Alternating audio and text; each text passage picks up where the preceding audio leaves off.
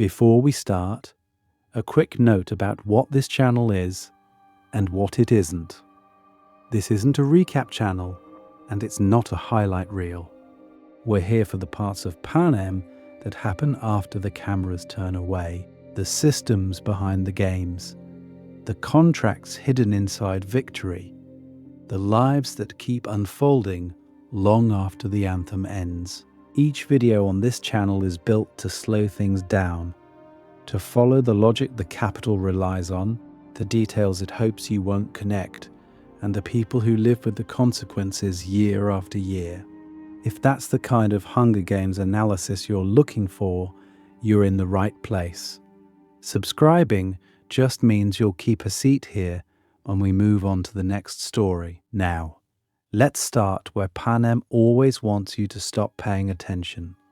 You're standing in a narrow mountain pass, cliffs on both sides, only room for one person to move freely at a time. Now here's the question.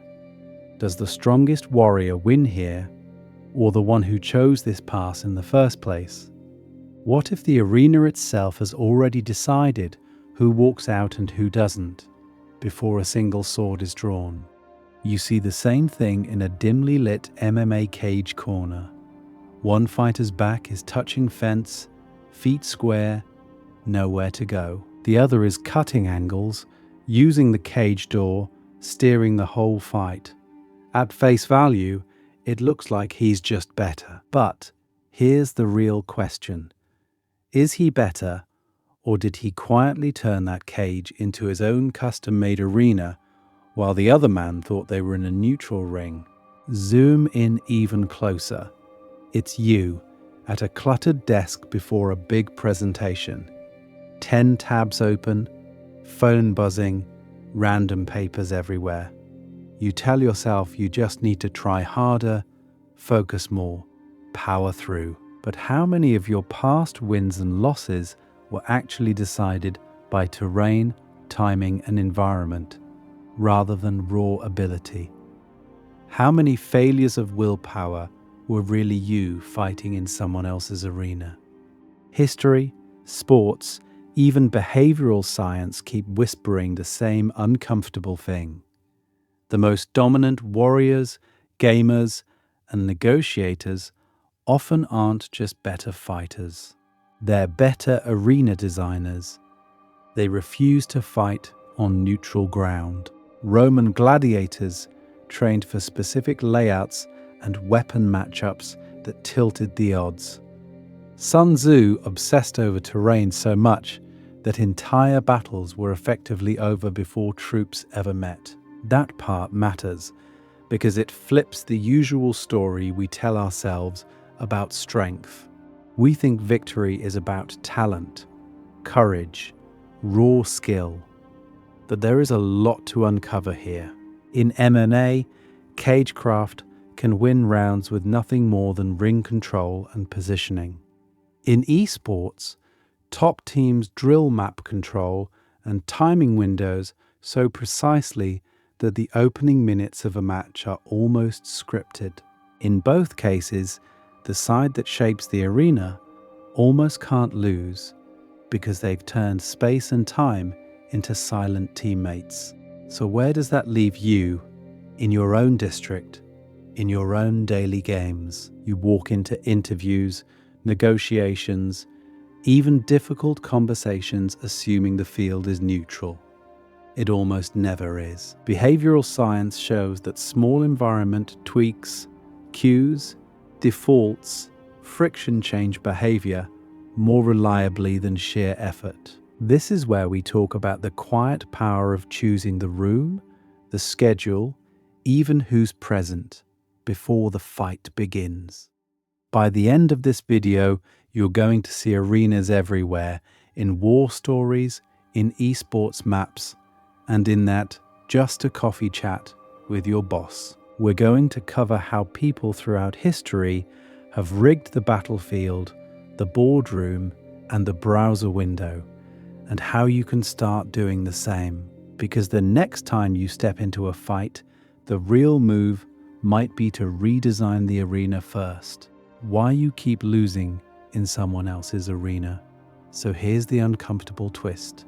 You're already in an arena right now. Not with sand and spears, but with inboxes, meeting rooms, feeds, and notifications. Back then, the capital built stone amphitheaters and dueling grounds. Now it builds open-plan offices, infinite scroll, and seamless apps. Different architecture, same purpose. Design a space where the house quietly holds the advantage. Think about the Roman gladiator. At face value, it looks random and chaotic. Gates open, fighters charge. May the best sword win. But the matchups, the terrain, even the sun angle were planned. Certain weapons did better in tight corridors, others in open sand. The arena itself decided who had hope and who was just decoration. Medieval duels worked the same way. Whose land, whose rules, whose witnesses. So, why do some people walk into a negotiation and somehow always get the better deal? Why does one person float through interviews while you rehearse answers in the mirror and still stumble? Why do you burn out in a job while someone else in the same district coasts and gets promoted? And why do those same patterns repeat in games, relationships, and just for fun, group projects? Here's the real question. Are they better players, or are they just better at choosing the arena?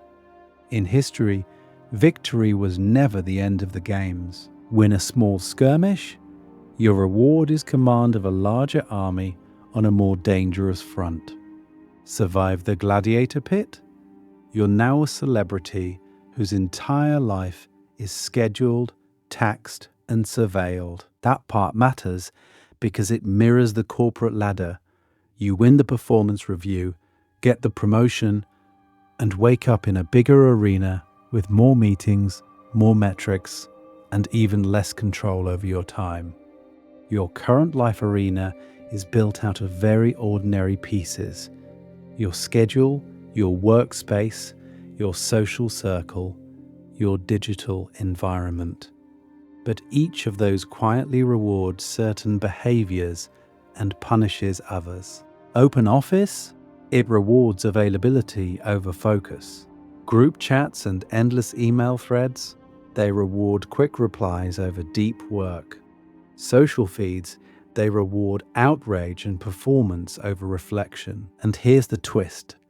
You probably didn't design any of this. You were hired into it, onboarded into it, invited into it, or nudged into it by an app store. The capital, in this case, is whoever controls the defaults. There is a lot to uncover here, because once you start seeing arenas as systems instead of scenery, the pattern gets hard to unsee. Your toxic friend group is an arena. Ranking systems at school are arenas. Even that productivity app with streaks and badges is running tiny games on you. This is where we talk about control versus curse. If you think life is pure willpower, you feel cursed when the same outcomes keep happening. But if you see the arenas underneath, you can start asking a different question. Not, why am I failing? But who designed this and what does it reward? In the next section, we're going to cover how past victors, fighters, generals, and yes, gamers rewrote the arena itself to almost guarantee the outcome. The arena lens. How we're really going to talk about victory. So, if past victors rewrote the arena, here's the real question. What does that actually mean for you and me? Are we talking about becoming superhuman, or about something much quieter and honestly much more dangerous to the old story of merit? The core claim of this whole video is simple. The most reliable way to tilt the odds toward victory is not to turn yourself into a mythical hero. It's to deliberately shape or choose the arena so that your normal self is enough. Not peak performance you on your best day. Regular you with limited energy, weird habits, and a phone that won't stop buzzing. This is where we talk about what arena really means. At face value, you picture a stadium, a battlefield, maybe an esports map. But arena is bigger than that.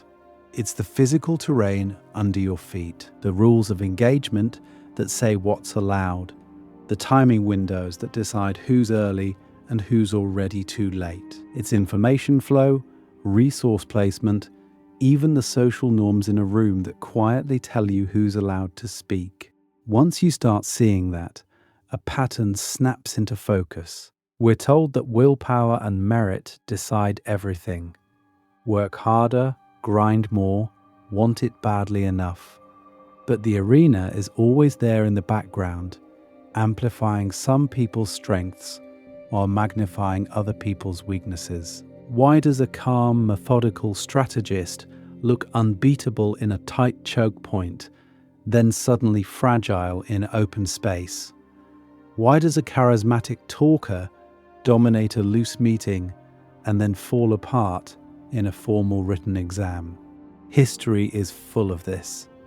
Sun Tzu obsessed over terrain so much that half his victory was choosing ground where his normal troops became terrifying and the enemy's advantages evaporated. Roman gladiators fought in curated matchups where the arena design, sand depth, barriers, weapon pairings pushed spectators toward a preferred victor. There is a lot to uncover here because that part matters more than the heroic speeches. And it's not just old battles. In MMA, cagecraft decides who's trapped with their back on the fence, forced to react. In esports, top teams script the first minutes of a match, vision control, resource timing, safe angles. They're not hoping to be superhuman on the day. They're arranging the map so that playing at 80% still wins. So here's what we're going to cover in the rest of this video. We're going to treat famous historical battles, sweaty esports scrims, and your morning routine as the same kind of design problem.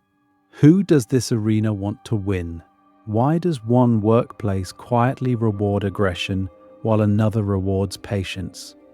Why does one productivity system keep failing you while someone else seems to coast? From Thermopylae's narrow pass to League of Legends jungle routes to behavioral science on environment design, we'll track one continuous strategy, stop begging the arena for mercy, and start editing it. We'll end by turning all of this into a practical life arena blueprint, so the next time you walk into a high-stakes moment, the field is already tilted.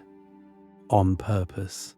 Tonight's game plan, from gladiators to your calendar, so here's how. Tonight's Edit the Arena mission is going to run because we're not just throwing cool battles and game clips at you and hoping something sticks. We're going to cover 3 big arcs, and each one is a different district of this topic. You move through them in order, and by the end, the whole map looks different. First, we go backwards. Way back, before esports patches and MMA judges' scorecards, you had generals and gladiators quietly doing arena design with dirt, stone, and fear. This is where we talk about Thermopylae's narrow pass, Roman amphitheaters that just happened to favor certain weapon matchups and duel grounds chosen for mud, wind, or sun in your opponent's eyes. At face value, those are just cool history stories. But that part matters because they're all early versions of the same move. Don't fight the person, fight the terrain they're forced to stand on. Then we sprint forward into modern cages and digital maps. Why does an MMA veteran hug the fence instead of the center? Why do top league or Valorant teams treat the first 2 minutes of a match like a scripted ritual? We'll break down cagecraft, map control, and how vision becomes a resource. Choke points, escape routes, sight lines, resource placement. Those sound like game design jargon, but they show up in military kill zones, in soccer formations, even in how a capital city arranges its streets to control crowds. Here's the real question. If choke points and escape routes decide who survives a siege, what do your calendar and workspace have in common with that? That's where we go in the third arc. We'll translate all of this into a personal life arena design. Not a vague, set goals speech, but concrete terrain edits, where your phone lives during deep work. How you script the map of your morning so the hard thing has no escape route and the distraction has no safe cover. Why certain relationships always pull you into the same emotional corridor, and how to redraw that corridor. On top of that, we're going to cover the raw mechanics of arena design as their own mini segment. This is where we slow down and label the parts. Choke points that compress decisions, escape routes that keep you from panicking, vision control that decides who sees what and when, resource placement that quietly tells you which path to walk. We'll jump between war, sports, and games so you can see the same blueprint hiding in 3 totally different worlds. Then we'll zoom out even further for a meta arena check. Textbook theory says one thing: movies, shoutcasters, and highlight reels often sell you the opposite. Why do commentators praise heart and clutch in situations that were actually won 3 steps earlier by map control? Why do films show heroes charging the open field when any half-decent commander would be sprinting for cover? There is a lot to uncover here about how our stories teach us to misread the field we're standing on. And at the very end, we're going to do something a little unfair in your favor. We'll design a hypothetical perfect arena for someone who hates conflict but still wants to win more often in career, fitness, and relationships. Think a workday where confrontation almost never has to be face-to-face. A gym setup that makes the path of least resistance the one that burns calories. A social map that nudges you toward people who recharge you instead of draining you. You'll see how far you can bend the field before you ever have to be tougher. Quick meta note before we dive in. Even this video is structured as an arena. Early concepts are the terrain. You're learning what choke points and sightlines even are. Later segments are the power-ups. Once you recognize the patterns, every new example hits harder. Once you start seeing that design, it gets very hard to walk into any room, any meeting, any game, and not start tracing the invisible map. So, let's step into the first arena, the ancient ones, where victory was supposedly about honor and strength. But somehow, the same hills and corridors kept deciding who walked away. Welcome to the village, this channel's arena. So as we step into those ancient arenas, quick pause, because if you're new here, this isn't just a history tour of cool battles and dramatic duels. This channel is basically Victor's Village for people who can't stop asking why the game is built this way in the first place. Here we're going to cover strategy, world building, and the hidden systems under everything. The invisible rules that quietly decide who wins the interview, who gets the promotion, which district starves, and which victor becomes the capital's favorite prop. If you've ever watched The Hunger Games and thought, okay, but who designed the arena budget? Who approved the tesserae rules? And what does that remind me of in real life? You're in the right district. At face value, every episode might seem to be about a story world, or a specific war, or a particular game. Ancient gladiators, MMA cagecraft, esports map control. But here's the real question. What are the shared mechanics? Why do the same patterns show up in a Roman amphitheatre, a StarCraft map, a corporate org chart, and a school cafeteria seating plan? There is a lot to uncover here once you start treating all of them as arenas someone designed on purpose. This is where we talk about design, not just drama. The design of arenas, institutions, and even your daily habits. Why a stadium has choke points. Why your app has default settings that nudge you one way instead of another. Why the capital puts Victor's village on a hill, and why your office puts certain people next to the door and others in the blind corner. That part matters because once you see those choices as design, you stop feeling like an NPC wandering through someone else's maze. The audience here is basically a Victor's village of its own.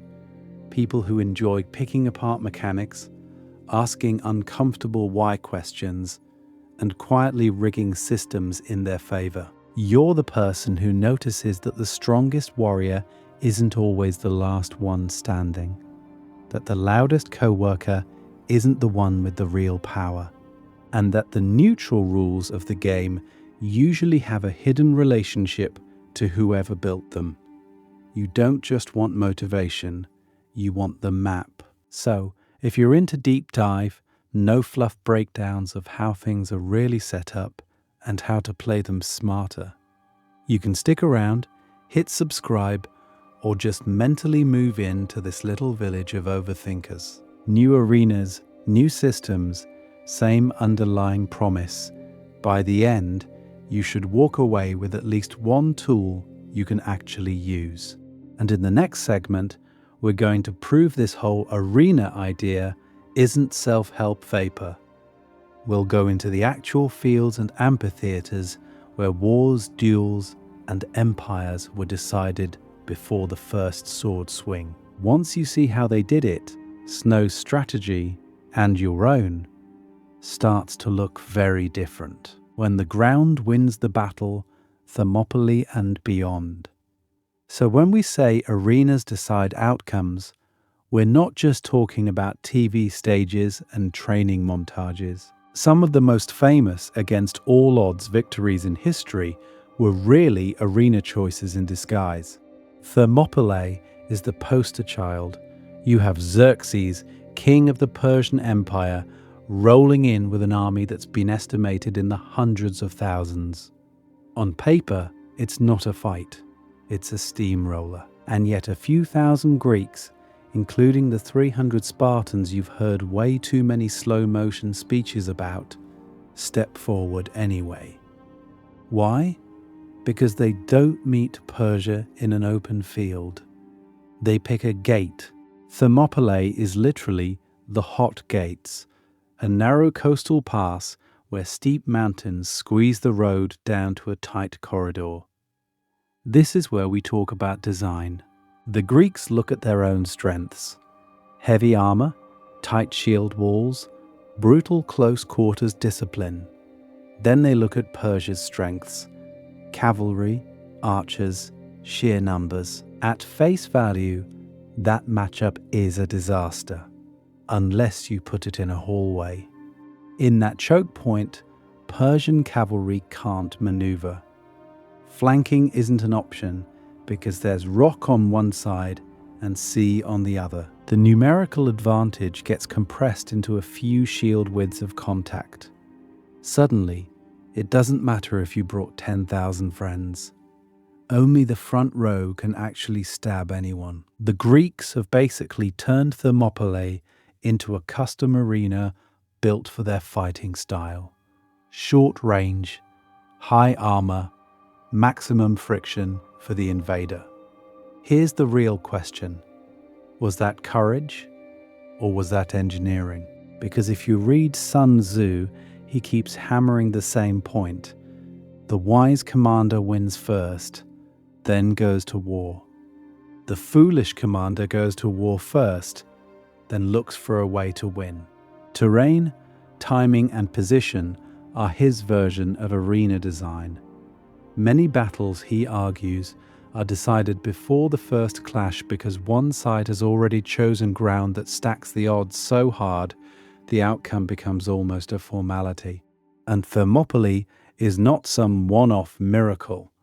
Commanders throughout history refused to fight unless the arena felt right. You see ambushes in dense forests where visibility is so bad that disciplined formations fall apart and panic does the work. You see armies waiting at river crossings, hitting the enemy when half their force is still on the far bank, trapped between water and steel. You see fortified hills where the defender forces the attacker to climb, exhausted, into a rain of missiles. Again and again, the pattern is the same. No good ground, no battle. That part matters because it reframes these stories. We love to remember them as pure bravery, as destiny, as the universe rewarding the underdog. But underneath the legend is something colder and more useful. Deliberate arena hacks. Once you see that, miracle victories start to look less miraculous and more designed, which raises a slightly uncomfortable question. If generals and warriors were this obsessive about the ground under their feet, what does that say about the arenas you're walking into every day? And who really chose them? Because in the next part, we're going to dig into fighters, gamers, and modern militaries who treat space itself as a weapon. And once you see how far they go, it might change how you enter your next high-stakes game. Gladiators, duels, and rigged spectacles. So if terrain could decide battles before armies even met, what happens when you shrink that logic down into a literal cage, a sandpit, a dueling square? You don't just get combat, you get choreography. At face value, Roman gladiator games look chaotic. Sand, blood, steel, the capital crowd screaming for a kill. But here's the real question. How much of that chaos was already scripted by the arena itself? Matchups weren't random. A slow, heavily armored Murmillo with a big shield gets paired with a nimble Retiarius using a net and trident. That part matters because the pairing creates a story. Brute force versus agility, armor versus reach, hope versus inevitability. There is a lot to uncover here. Different gladiator types were basically designed as puzzle pieces for specific arenas. Tight, enclosed spaces with obstacles and low visibility favored the walking tank who could corner you and grind you down. Open, sun-blasted sand with room to circle and retreat favored the lightly armored fighter who needed distance, clear sightlines, and time to make you miss. Even the entrance gates, the weapon racks, the location of the Emperor's box shaped where the victor was supposed to emerge from. And we're going to cover something even sharper. Those design choices weren't just about spectacle. They were about risk management. The capital of Rome wanted thrilling fights, not uncontrollable uprisings. So they tuned the rules. Certain weapons were banned, certain shield edges blunted, certain gladiators given more training or better armor depending on their popularity. You think you're watching two men gamble their lives in a fair game. In reality, you're watching probability curves being nudged by architects and producers. Medieval Europe does the same thing, just with more prayer and paperwork. Judicial duels and honorable combats were supposedly neutral tests under God's eye. But who picked the ground? Who chose dawn instead of dusk, mud instead of dry soil, warhammer instead of sword? If you were heavier, you wanted churned up earth that trapped nimble feet. If your vision was poor, you wanted broad daylight and a simple flat field. Before blades ever crossed, one fighter often walked in with the arena already tilted under their boots. This is where we talk about power. Rulers and organizers needed these games and duels to vent anger without threatening the system that paid for them. So they built arenas that kept the crowd close enough to feel dangerous, but far enough that rebellion stayed theoretical. Heroes could rise, but only in ways that reinforced the existing order. The loyal champion, the merciful victor, the pious duelist who accepts the verdict. Pattern interrupt. If even honor was pre-designed, what does that say about us? We treat job interviews, exams, platforms, and markets as neutral arenas that reward pure merit. But how many of those spaces quietly favor one style, one background, one relationship with risk over another before we even walk in? And if the odds can be tilted against you that early, the next section has to ask a harder question. How do you start tilting them back? From sand to steel, how modern arenas quietly decide fights. So if the odds can be tilted before the first move, here's the real question. What happens when the neutral arena is literally built to trap you? This is where we talk about modern cages and concrete instead of sand and marble. In MMA, you'll hear commentators mention cagecraft and ring control, and it sounds technical but kind of vague. At face value, it seems simple. Walk forward, push the other person back, win the round. But the reason elite fighters obsess over this is the same reason generals obsess over terrain. Whoever owns the space owns the fight. Watch a dominant pressure fighter for one round. They're not just chasing, they're quietly cutting off your lateral movement, stepping half a foot to the left so your escape route disappears, turning a huge octagon into a shrinking triangle behind your back. You think you're circling freely. Then you hit the fence. That part matters because the fence is not just a boundary, it's a weapon and a scoreboard. Judges reward octagon control, so if you're backed up and reacting, you're losing in their eyes, even if you're not getting hit hard. Against the cage, you can't retreat, your hips are stuck, your takedown defense changes. The victor looks stronger, more skilled, more confident. But a lot of the time, they just made the arena feel small for you and huge for themselves. We're going to cover 3 quiet tricks fighters use. First, they slice the cage with angles, not straight lines, so every step you take sideways costs more energy than theirs. Second, they funnel you into bad corners where your best weapons literally can't fire because the fence blocks your wind-up or your sprawl. Third, they rest in dominant positions, leaning on you, making you carry their weight while the clock works in their favor. You're burning, they're banking. Same minutes, different arena. Now zoom out to a city under siege. Modern militaries talk about kill zones and fields of fire, but the logic is eerily familiar. In urban or mountain warfare, the winner is usually the side that controls sight lines, cover, and movement routes. You think of an ambush on a mountain road. The convoy can only move forward or back, while the attackers chose the high ground, the angles, and the exits in advance. The road is their cage wall. In a city, every intersection can become an octagon edge.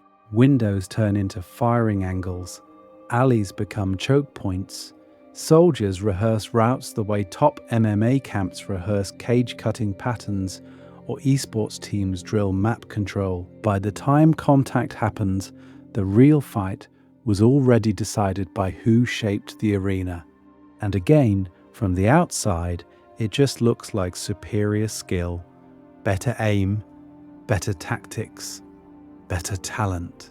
But here's the real question. How much of that apparent talent is really just superior arena usage? turning supposedly neutral space into a quiet weapon. Because if that's true on stone, canvas, and city streets, the next step is unavoidable. What happens when the arena isn't physical at all? When it's a digital map, a scoreboard, or the glowing rectangle in your hand that decides which games you even see and which victories you're allowed to hope for. Maps, vision, and the illusion of fair play. In esports, you don't even have to squint to see the arena. It's right there on the screen. Summoner's Rift, Dust 2. At face value, they're just maps. Symmetrical, fair, balanced. Both teams spawn with the same champion slots, the same weapons of victory if they play better. But here's the real question. Why do the same teams with the same basic tools keep winning on the same neutral ground? This is where we talk about the opening minutes. In League of Legends, the first 3 minutes of a pro match are closer to a dance rehearsal than a brawl. Supports and junglers don't just wander, they follow drilled routes down to the second. One ward at this river pixel, another over that wall, a brief hover in mid. It looks calm, even boring. In reality, it's a land grab. Quiet, precise, ruthless. Vision control is the word the game uses, but the psychology is doing just as much work as the graphics.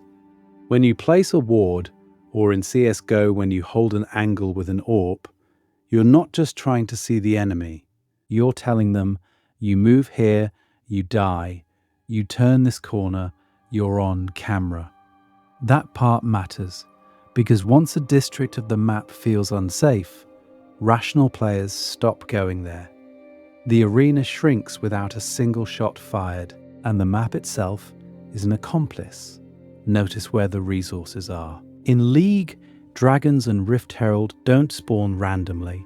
They appear at fixed times in fixed pits. In CSGO, the bomb sites, the choke points, the power positions on mid never move. The capital of the game has nailed the objectives to the floor. The result? Both teams are funneled into predictable collision zones, on predictable timers. You know they have to contest Dragon at 5 minutes or give up long-term power. You know they must fight for mid-control or lose access to rotations. So top teams prepare. They drill those timing windows in scrims until the early game is basically a script. Jungler clears this camp, hits level 3 at 2:45, arrives in river with priority from mid. CSGO squads run the same smoke lineups and flashes on A-site hits. Not because they lack creativity, but because they've solved that slice of the arena. We're going to cover talent later, but you can already see the relationship. The flashy outplays you remember are often just the payoff of 10 invisible decisions about space and time. To a casual viewer, it looks mechanical. Aim, reflexes, fingers. But under the hood, it's pure arena mastery. The map is supposedly fair. The vision tools are the same. Yet one side turns neutral ground into a net, and the other side swims into it on schedule. So here's the uncomfortable question. If even digital arenas can hide this much asymmetry in plain sight, what happens when the map isn't drawn for you at all, and you still assume the game you're in is fair? The 4 laws of arena design: choke points, exits, vision, resources. So, if the arena is almost never fair, how do you read it? How do you walk in and instantly know where the invisible hands are pushing you? This is where we talk about the 4 laws of arena design. No matter whether you're in a war zone, a shooter lobby, or a boardroom, the same 4 levers show up: choke points, exits, vision, and resources. Once you start seeing those, neutral ground stops feeling neutral really fast. Start with choke points. A choke point is any place where movement narrows and options collapse. Thermopylae is the classic example, a tiny pass where a small Greek force could stall a massive Persian army because the terrain forced everyone into a narrow kill zone. In modern games, that same logic shows up in tight hallways, stairwells and doorways where one player can hold off 5 just by pre-aiming the angle. But here's the real question. What does a choke point look like when there are no swords, no guns, and no map? Think about a busy executive who only has 2 open meeting slots a week. If everyone who wants a decision has to squeeze into those 30-minute windows, the calendar itself becomes the hallway. They don't have to chase you. You come to them on their timing with their constraints.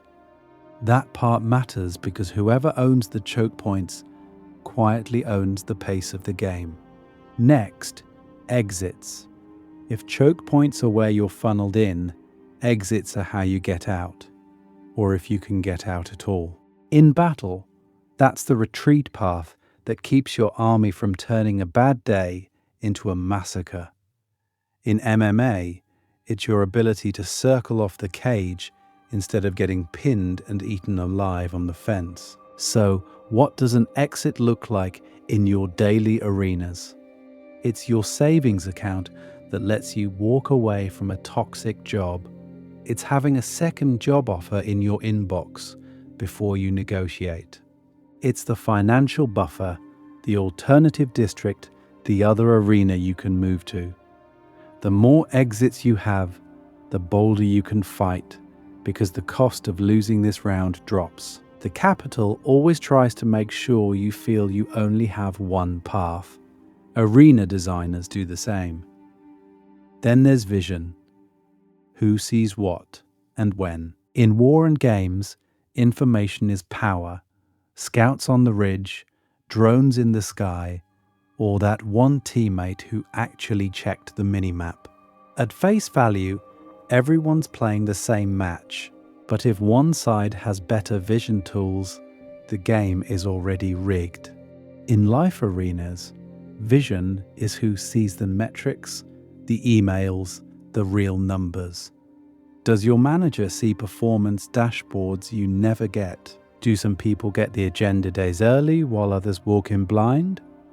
There is a lot to uncover here because the relationship between vision and power is almost embarrassingly direct. If you can't see the traps or the opportunities, you're not really choosing, you're reacting. Finally, resources. Where are the rewards placed and what do they pay out? In a shooter, that's health packs and ammo boxes clustered around certain lanes, quietly telling you, fight here, not there. In history, kingdoms built roads and markets around favored cities, turning them into natural hubs of power. The reason is simple. People swarm to where the resources are. Your arenas do this with salaries, bonuses, promotions, and even social rewards. Where do the big raises actually happen? In quiet, deep work, or invisible crisis firefighting? Which projects get praise from the capital, and which ones just keep the district alive? When a company showers engagement metrics with likes and awards, but barely recognizes long-term, unglamorous work, it's placing loot crates in one corner of the map and starving the others. Here's the twist. Resource placement doesn't just show you where people fight hardest, it reveals where the designer wants attention, not necessarily where the real value is. That's why some of the most profitable, stable work happens in the boring corners of an organization. Those quiet side corridors everyone ignores because the spotlight is over on the main stage. Once you start mapping any arena by these 4 laws, where movement narrows, where escape exists, who can see, and where the rewards sit, You stop asking, "Am I good enough?" and start asking a sharper question: good enough for whose map? And that sets us up for the next step, not just reading arenas, but bending them. So the next time you enter a game, the terrain is already leaning your way. Why the strong still lose when the arena hates you? And once you start seeing maps, another harsher pattern appears. If it's all about skill, why do some people feel unstoppable in one arena and then look incompetent in another with the exact same abilities? Here's the real question. If talent were everything, why do so many obvious high performers quietly burn out, quit, or get labeled difficult in certain environments, then become a surprise success story somewhere else? This is where we talk about hostility, not the loud, obvious kind, the quiet kind baked into the floor plan. A grappler who built their entire game on clinch work and takedowns suddenly forced into a pure striking match in a huge ring. A methodical thinker dropped into a constant interrupt open office where every deep focus session gets shattered by pings. A night owl in a 7 a.m. performance culture where the real work happens before their brain even boots. Same person, same skill tree, different arena, completely different outcome. At face value, it looks simple. They're just not good enough.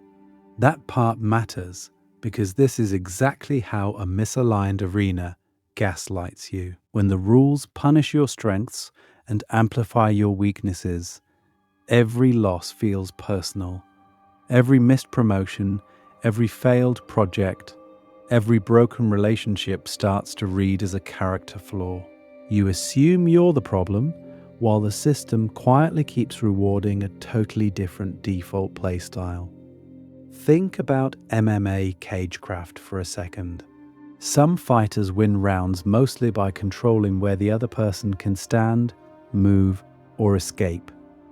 Put that same fighter in a gigantic open space with no cage to lean on, and suddenly their superpower gets erased. Did they forget how to fight overnight, or did the arena just stop paying them for what they're best at?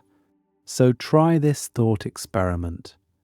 Take a top esports team, one of those squads that drills map control so hard the first 3 minutes are practically scripted. Now drop them onto an unfamiliar map. No vision tools, no minimap, no ward spots. Resource spawns are random. They don't suddenly become bad players. But on the broadcast, they look clumsy, late to objectives, walking into ambushes they never would have allowed on their home terrain. The arena didn't just raise the difficulty, it deleted the patterns that made them look brilliant. You've seen real-world versions of this. The introvert who thrives in deep one-on-one work but gets steamrolled in loud committee meetings. The creative who can generate 10 great ideas at midnight but gets written off in a 9 a.m. stand-up. The reason is simple. The arena is grading them on the wrong exam. And here's where there is a lot to uncover here.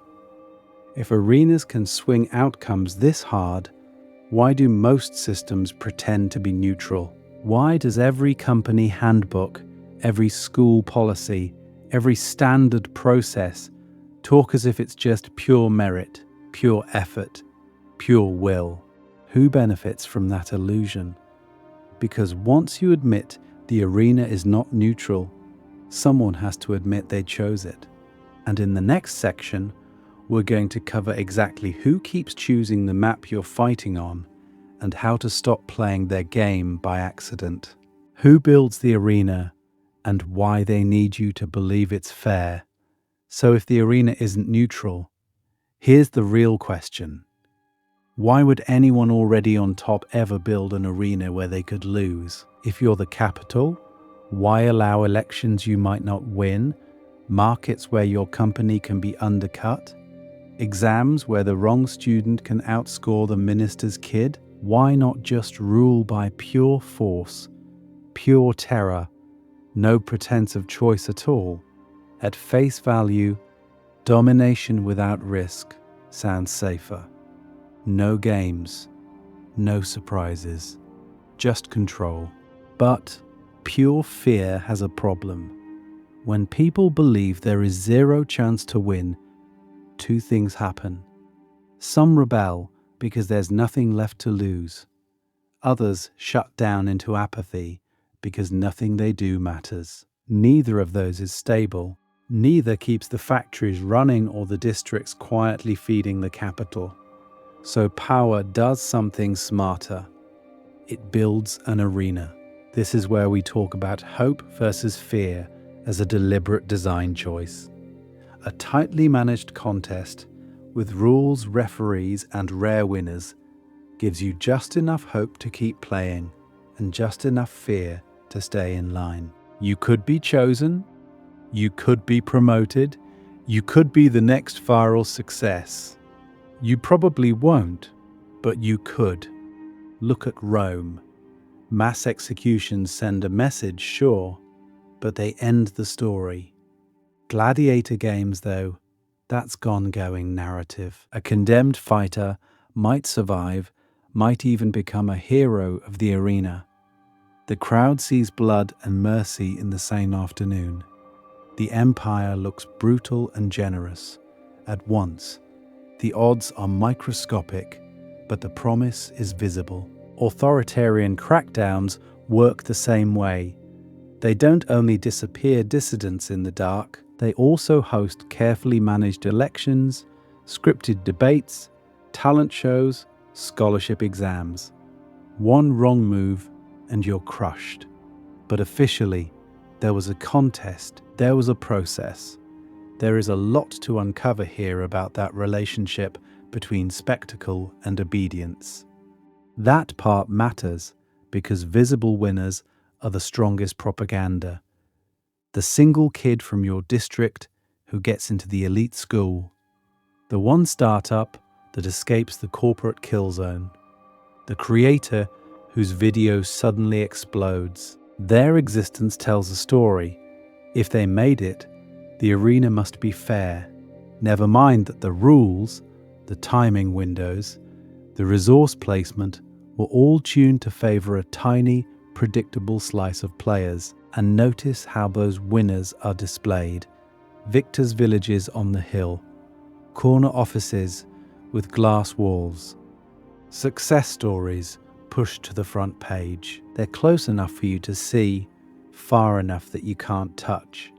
Every day you walk past that promise, and every day the message repeats, keep playing, keep complying, your turn might come. In the next part, we're going to cover something more uncomfortable. Which arenas you're already inside right now, who built them, and what story they're selling you about your own odds.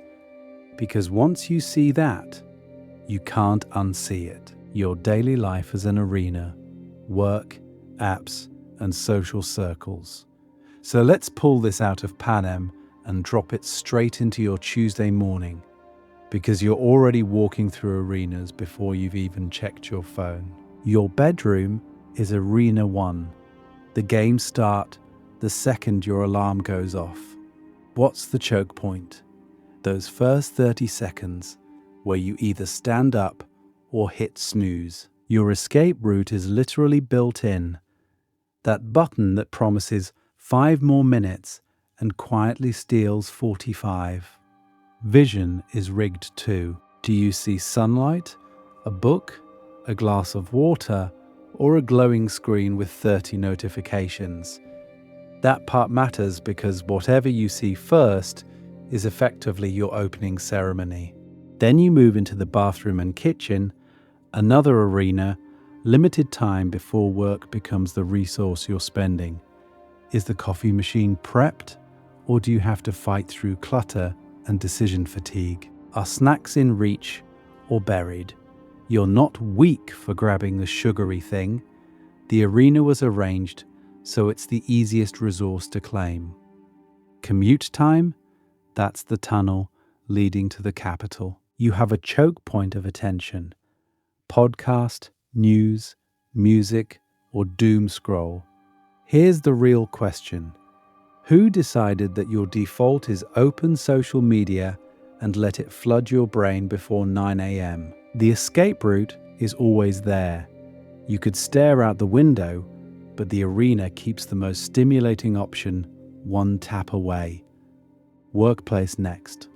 For a lot of people, meetings are the main arena. At face value, they exist to share information.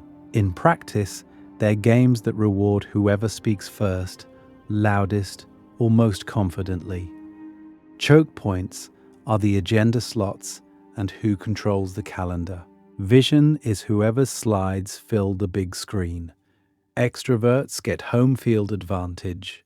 Introverts are fighting uphill just to enter the conversation. We tell ourselves to try harder, but the structure is quietly crowning the same type of victor over and over. Your group chats and email inbox, that's where we're going to cover social arenas you didn't even realize you'd signed up for. Every ping is a tiny reping pulling your attention into someone else's mini-game. The resource is social approval, the fear is being the one who's always late to respond, and the escape route is muting, which most people never use, because the arena makes that feel rude. Then social media. This is where we talk about outrage. Many feeds are designed so the most enraging posts surface first. Why? Because outrage keeps you in the arena. Comment sections become endless argument games you never chose, where the victor is whoever gets the most engagement, not the best reasoning. You think you're debating, the platform is harvesting watch time. By late night, you're tired, willpower low, and you enter the final arena, your win-down habits. Streaming apps, autoplay, short-form videos never end. The choke point is one more episode. The escape route exists. Turn it off. But the arena stacks friction against that decision. There is a lot to uncover here, but the core is simple. Almost all of these arenas were designed by someone else, founders, managers, product teams, with their own goals. Their promise is convenience, connection, productivity, hope of being a better version of yourself. The question is whether their victory conditions match yours. So instead of only asking, how do I try harder in this arena, start asking, should I even be fighting here? And if I must, how can I quietly rearrange it? In the next section, we'll shift from diagnosis to design, turning your own spaces into arenas where the odds aren't just fair, they're finally stacked in your favor. Designing your own life arena, make winning the default. So if you can't always leave a rigged arena, what do? You start building your own. Behavioral science has a brutal honesty to it. Your environment beats your willpower in a best of 7 every single time. At face value, we want to believe we're victors because we're disciplined, noble, special. But here's the real question. What if most discipline is just smart arena design? Defaults, friction, and cues quietly steering your moves the same way game designers steer players through a map. This is where we talk about defaults. In the games, the capital sets the default. Weapons here, food there, cameras everywhere. In your life, your phone on the nightstand is a default. Junk food at eye level is a default. You don't choose them every morning, they choose you. Change the default, and you change the behavior without ever delivering a motivational speech to yourself. So how do you actually pull that off without turning your day into a military drill? You move one lever at a time. First, choke points. In strategy, choke points are those narrow bridges or hallways where the whole battle compresses. In your schedule, That's the moment you decide what to do with the next 2 hours. If that decision is wide open, you're back in a bloodbath. If it's pre-committed, calendar blocked for deep work, headphones ready, notifications killed, you've turned that window into a protected arena where wandering off task is the inconvenient option. Next, escape routes. Every arena has them. The question is whether yours lead to healthy fail-safes or self-destruct buttons. You're stressed, you escape into a 3-hour scroll through drama from another district. That part matters because the escape is easier than the effort. Swap it. Keep a walk route pre-planned, a book on your desk, a friend you text when you want to quit. Same impulse to bail, different exit door. Then there's vision control. What information surfaces at the exact moment you act? Esports teams script the first minutes of a match so they always know where to look and when. You can do a softer version, sticky note with your one priority on your laptop, meal plan on the fridge, savings goal as your phone background. You're not trying harder, you're just making the right target impossible to ignore. Finally, resources and rewards. The capital understands this perfectly.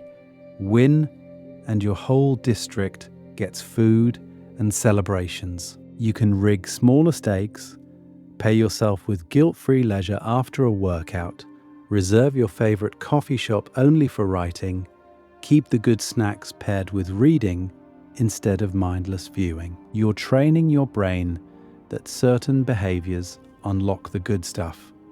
There is a lot to uncover here, but the goal isn't perfection, it's probability. You're not promising you'll always win, you're engineering things so the right move feels natural and the wrong move is just annoying enough that you hesitate. In the next part, we're going to cover a simple 3-step blueprint so you can apply this arena design to any battle you're in right now: career, fitness, relationships, and walk in knowing the field finally answers to you. Case study: turning a hostile workplace into your arena. So let's drop this out of theory and into somewhere painfully familiar. You're in a loud, open office. No doors, no walls. Just a sea of desks, the constant soft roar of other people's conversations, and those Slack pings that somehow sound louder than a cannon. At face value, it's collaborative. In reality, it's the capital's arena for modern knowledge work. Visibility over victory, motion over results. You try to focus, but your manager's attention span is the rarest resource in the district. Expectations are vague. The people who get rewarded are the ones who talk the most in meetings, not the ones who actually solve the problems. You're in the games, but the scoring system is rigged toward a different skill set than yours. So here's the real question. Before you work harder, what arena are you actually fighting in? If you map it out, the design is obvious. Choke points are your manager's limited check-ins, the weekly stand-up, the one big planning meeting where priorities get locked. Escape routes are those half-empty conference rooms, the one cafe with decent Wi-Fi, the remote days nobody is really tracking, or even a quiet internal role you could drift toward. Vision is who actually sees your work, your manager, their boss, and whoever reads the project channel. Resources are praise in public channels, promotions, the interesting projects that turn you into a future victor. There is a lot to uncover here, but notice something. None of that is about how smart you are. It's terrain, timing, and sightlines. So how do you quietly shift the arena without staging a rebellion? This is where we talk about micro moves. First, you negotiate or simply block focused time. You start with 1 2-hour block, same time every day, marked as deep work client delivery. You turn off Slack, shut email. When someone complains, you have a simple reason ready. This is how you hit the deadlines they care about. Next, you move key updates into written form where you shine. Instead of hoping you get airtime in the noisy meeting, you send a crisp pre-read. Problem, what you've done, what you need. Suddenly, the public arena shifts. The meeting becomes a confirmation of work already framed in your words, not a live battle for attention. Then you pre-align with decision makers. 10 minutes the day before the big meeting. Here's what I'm proposing. Here's why it solves your problem. You're doing what top esports teams do in the opening minutes of a match, scripting the first moves so the rest of the game tilts your way. Small changes stack. You choose where you sit, so random drive-by interruptions drop by half. You control when you're reachable, so your best hours aren't sacrificed to low-stakes chatter. You volunteer for projects that match your strengths: writing, analysis, relationship building, instead of the flashy chaos work that burns time and produces no clear victor. From the outside, it looks like you leveled up. Same role, same title, suddenly very different results. But that part matters because nothing mystical changed. You just stopped fighting on the worst possible terrain. So if that's what a quiet arena shift looks like in one office, what happens when you apply a deliberate 3-step blueprint to your entire life map? Case study: health, habits, and the home arena. So let's run this blueprint somewhere you already fight and lose, over and over. Your own home. Picture the standard failure loop. You wake up in the morning promising yourself you'll eat better, move more, sleep earlier. You mean it. You're sincere. But then the day happens. Work drains you. The district of your attention is completely mined out, and by 8 p.m., you're exhausted. What's the move? One snack, one episode, one scroll. Cut to 11:47 p.m.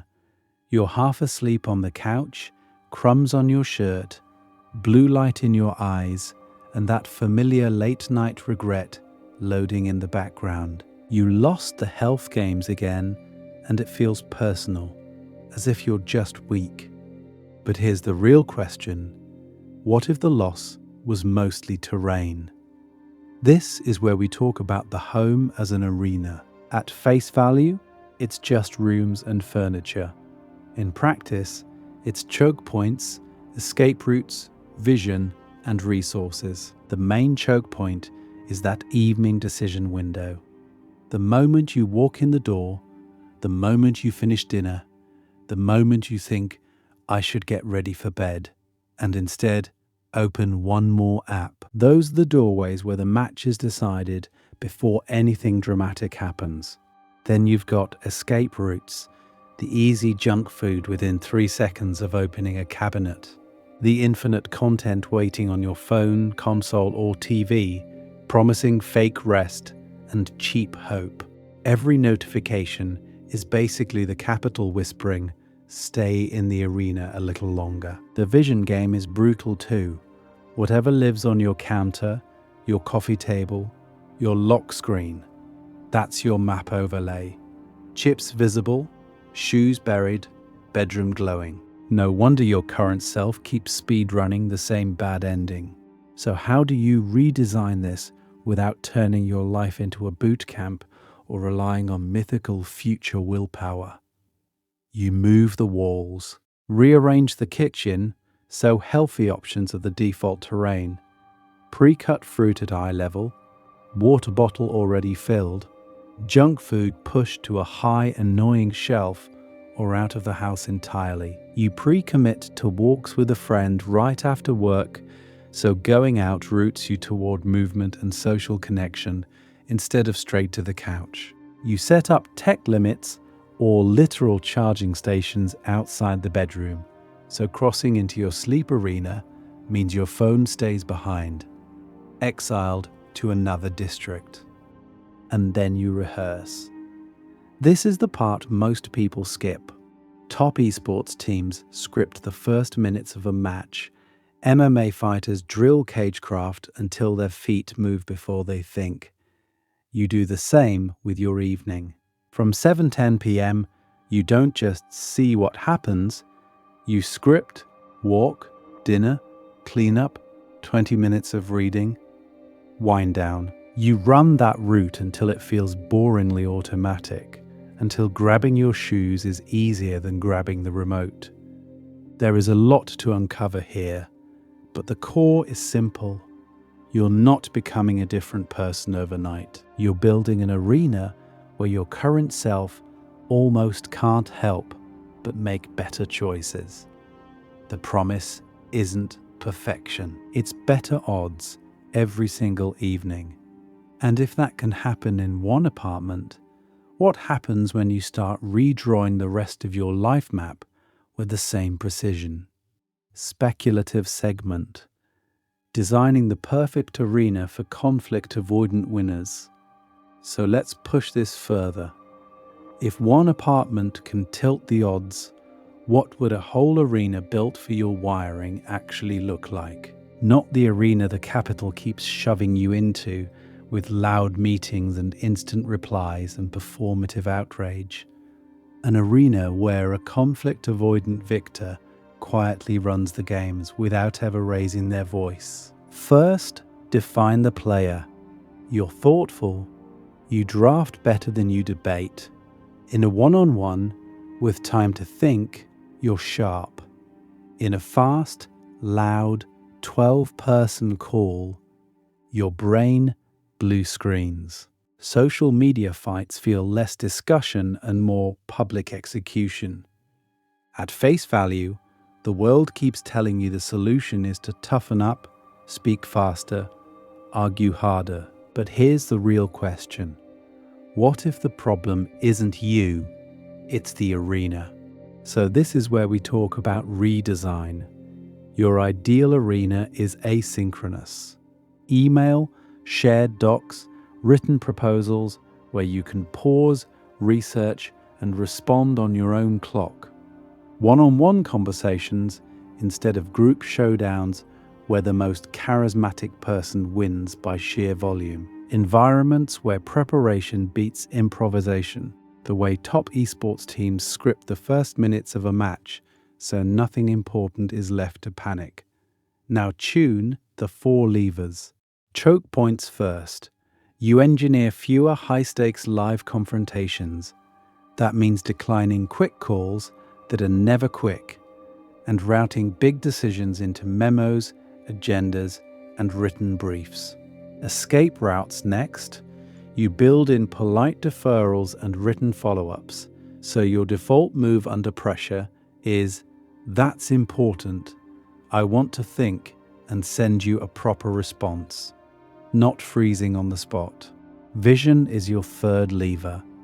Gladiators and generals obsessed over terrain because seeing first meant striking better. For you, that means time to gather information before responding, pre-reads before meetings, questions emailed in advance, shared notes where you can annotate instead of improvise. That part matters because you stop playing in fog of war mode.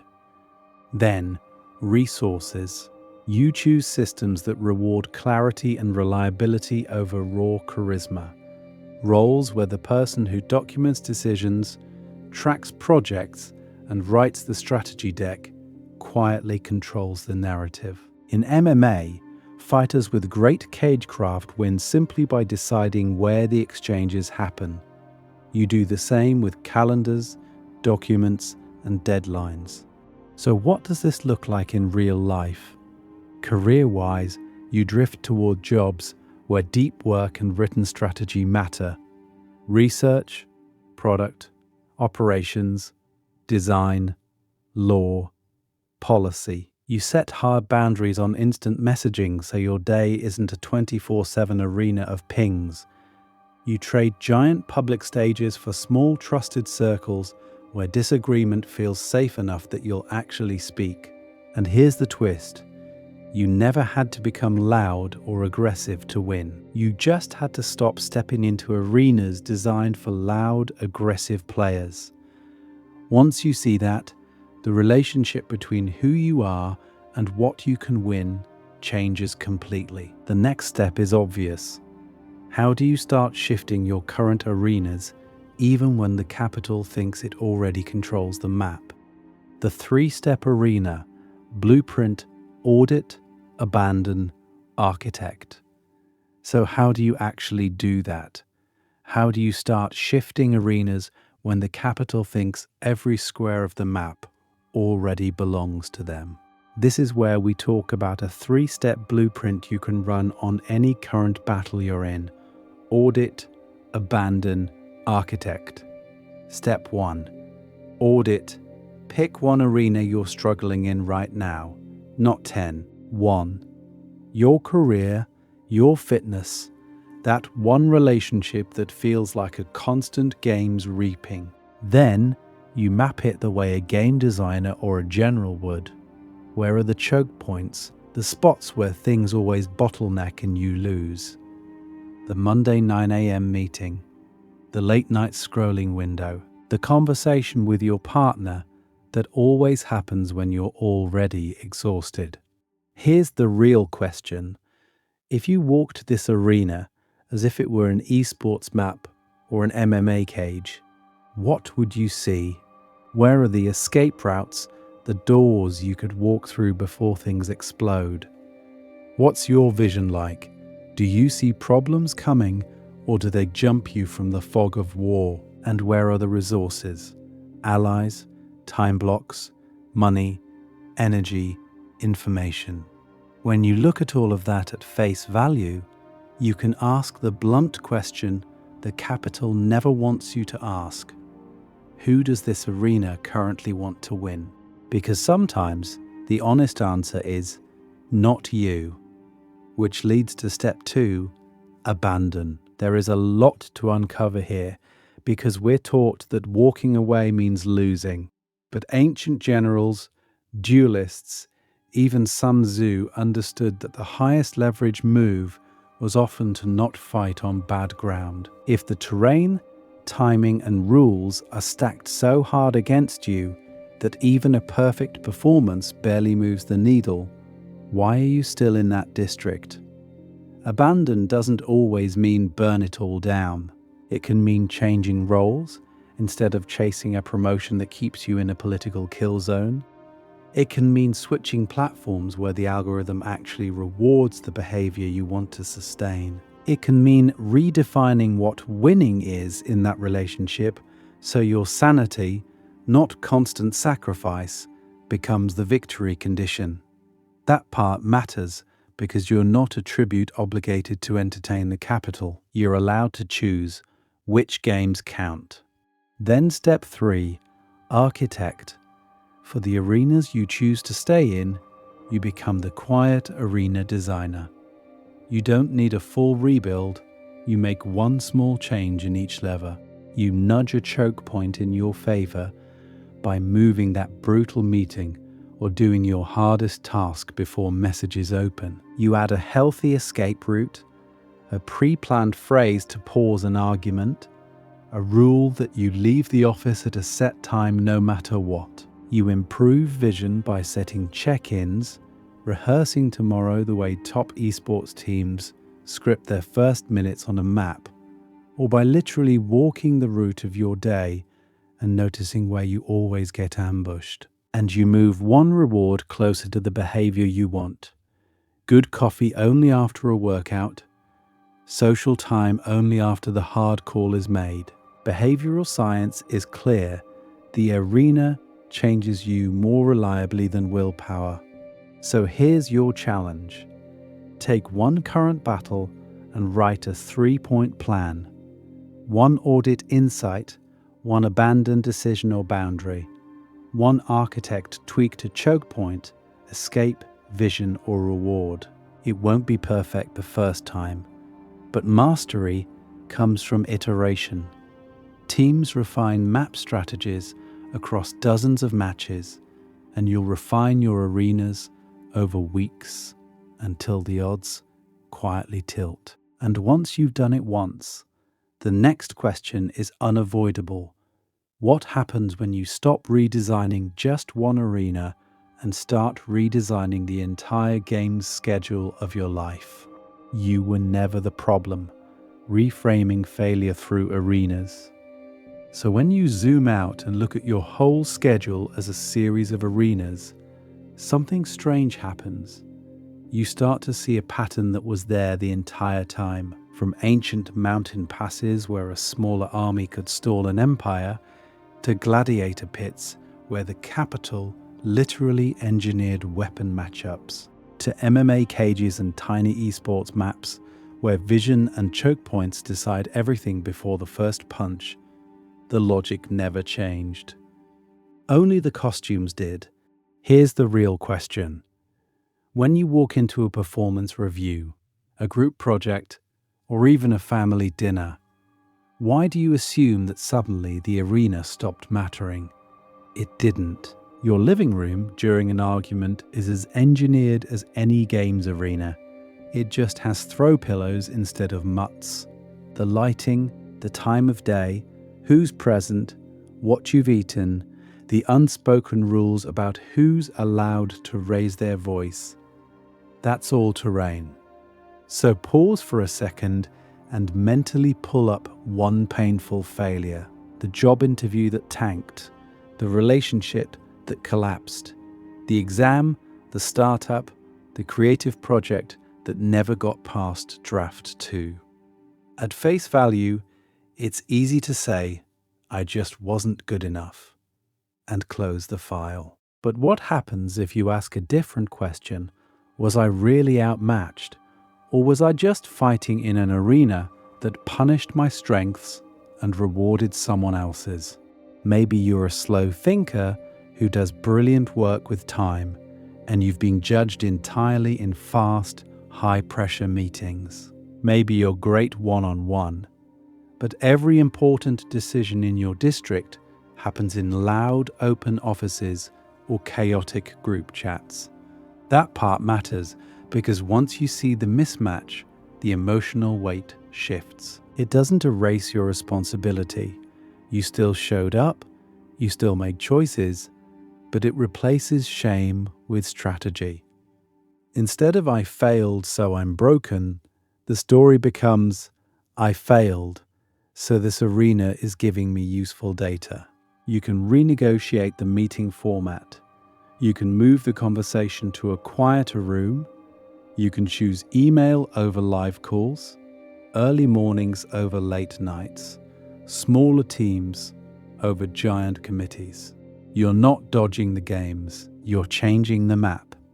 History's most effective winners weren't always the bravest or the strongest. Sun Tzu won battles by choosing terrain so well, the outcome was basically decided before the armies saw each other. Top esports teams drill the first 3 minutes of a match until it's almost scripted, turning unknown chaos into familiar routes. We're going to cover this more, but the pattern is clear. The real victors quietly refused bad arenas and patiently built better ones. And this is where we talk about your role now. You're not just a tribute dropped into someone else's design. You're a designer, a person who can walk into a room and ask, whose strengths does this setup reward, and do I accept those terms? You can spot when a neutral field is actually rigged, and you can start choosing where, when, and how you fight. Because once you see the hidden arenas, the games don't stop, but they do start to feel negotiable. And that's where the next shift begins. Your next round starts now. Commit to one arena change. So here's the real question. Now that you can see arenas everywhere, where are you still walking into a fight on someone else's terms? Is it your career, where the game is whoever can answer emails the fastest instead of whoever can think the deepest? Is it your fitness, where the arena is a junk-filled kitchen and a schedule that guarantees you're exhausted? Is it a relationship, where every argument starts on their timing, their topic, their turf? There is a lot to uncover here, but this is where we talk about something simple. Your next round starts now, not in a year, not when the capital finally hands you a perfect setup. This week, pick one battle, just one. Career, fitness, or relationships. Ask yourself, in this district of my life, whose arena am I actually in? That part matters because once you name the arena, you can redesign it. You're not just the tribute anymore. You're the architect. Here's the action I want you to take. In the comments, write a 3-point arena redesign for that one battle. Audit, abandon, architect. Audit. What are the current rules, defaults, and hidden choke points that keep you losing? Abandon. Which of those rules are you simply going to stop accepting? Architect. What's one concrete change to the terrain, timing, or tools that gives you a home field advantage this week? Treat that comment section as a shared strategy board. You're going to see people turning a chaotic open office into deep work kill zones with noise cancelling and blocked calendars. You're going to see someone move their workouts from late night willpower tests to morning already on the way to work stops. You might see a relationship arena shift from text fights at midnight to calm, scheduled conversations in neutral spaces. And here's the twist. You've probably done this before without having a name for it. Remember the time you chose the coffee shop for the interview because you knew the layout, or rehearsed your walking route before a high-stakes meeting so you didn't get flustered. That was arena strategy. At face value, it looked small, but it quietly moved the odds. Share those stories too. Those little moments where changing the environment suddenly made everything easier are proof that you already understand the games the world is running on you. We're going to cover more of those hidden systems, the maps under your habits, the unspoken rules inside institutions, the way neutral spaces are anything but. If you want more of that, more breakdowns of invisible rules, more game-style strategy, more world building applied to real life, join the channel so you don't miss the next map we dissect. Because the next high-stakes moment is coming whether you prepare or not. An interview, a negotiation, a conflict you can feel building. The only real question now is, when that round begins, will you walk into someone else's arena again or start quietly building your own before the games resume?